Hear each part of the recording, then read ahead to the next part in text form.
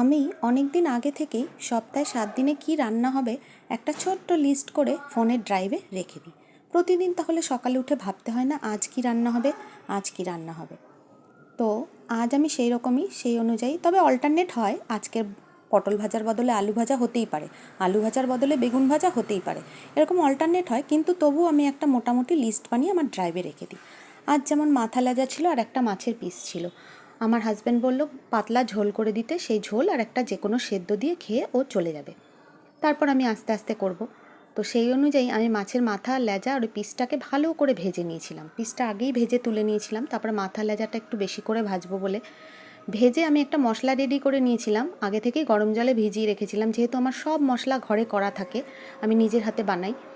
গুঁড়ো মশলা, জিরের গুঁড়ো, ধনের গুঁড়ো আর গোলমরিচ গুঁড়ো আর দুটো এলাচ আর কয়েকটা কাঁচা লঙ্কা আমি আগেই গরম জলে ভিজিয়ে রেখেছিলাম। তারপর মাছটা ভাজা হয়ে গেলে তার মধ্যে দিয়ে দিলাম, দিয়ে আমি 10 মিনিট মতো ঢাকা চাপা দিয়ে ফুটিয়ে ব্যাস রেডি আমার মাছের ঝোল। গন্ধটাও খুব ভালো আসছিল। তো এটা দিয়ে আমার সকালটা আজকে কমপ্লিট হয়ে গেল। ধন্যবাদ সবাইকে।